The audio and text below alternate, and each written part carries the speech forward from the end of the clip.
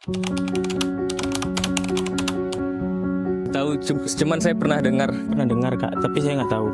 Tahu tapi kedatangannya nggak tahu. Pernah dengar? Nggak pernah dengar Kak? Tahu. Tahu nggak? Baru tahu tuh Kak, baru dengar juga tahu. Sering dengar tentang bencana megatrust. Tahu, ada dengar, ada baca.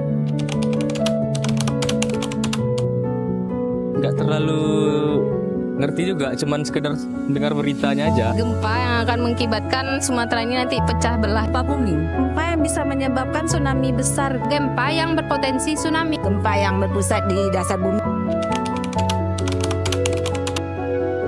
Belum siap sih kayaknya, soalnya karena minim pengetahuan juga. Sudah Kak, dari orang tua juga dipersiapkan. Soalnya nggak siap ya kan, nah, tapi kalau udah datangnya gimana lagi? Jujur belum siap sih Kak, tapi kalau memang itu ditakdirkan Tuhan, ya saya pasrah. Kalau nggak siap, kita harus siap lah Kak. Kalau untuk saat ini dibilang takut, was-was juga. Siap nggak siap? Insya Allah. Surat-surat penting lah. Pakaian anak-anak, ada juga lah persiapan Kak. Terus berdoa biar terhindar dari bencana. Baju, kotak, P3K. Berkas-berkas dikumpulin.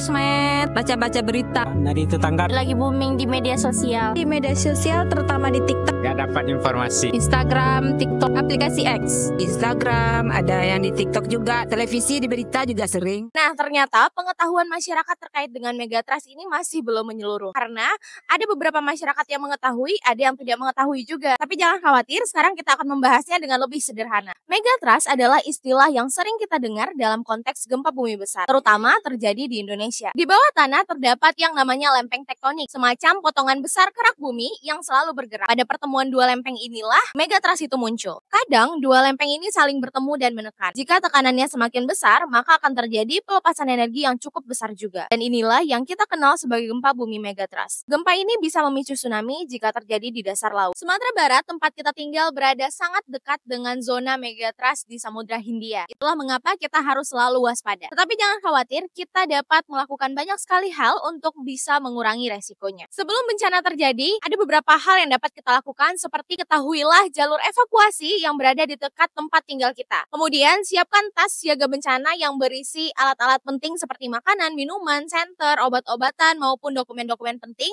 dan tas ini diletakkan di tempat yang mudah dijangkau. Dan yang terakhir, ikutilah latihan evakuasi atau simulasi siaga bencana agar kita mengetahui apa yang dapat dilakukan ketika bencana benar-benar terjadi. Lalu, apa sih yang dapat kita lakukan saat terjadi bencana? Yang pertama, jangan panik. Tetap tenang dan carilah perlindungan di tempat yang aman, seperti berlindung di bawah meja. Kedua, apabila gempa terasa semakin besar dan kita berada di daerah sekitar pantai, segeralah evakuasi diri ke tempat yang lebih tinggi. Yang ketiga, hindari bangunan tinggi, tiang listrik, ataupun pohon besar, dan seluruh benda yang berpotensi untuk roboh. Meskipun megatrust membawa dampak yang sangat besar, tetapi kita tidak perlu takut. Yang penting, tetap berhati-hati dan selalu waspada. Sejatinya, kita tidak dapat menghentikan bencana alam, akan tetapi kita dapat mengurangi resikonya dengan kesiapsiagaan. Jadi, tetap hati-hati, tetap waspada, dan jagalah keselamatan bersama. Salam tangguh, salam kemanusiaan.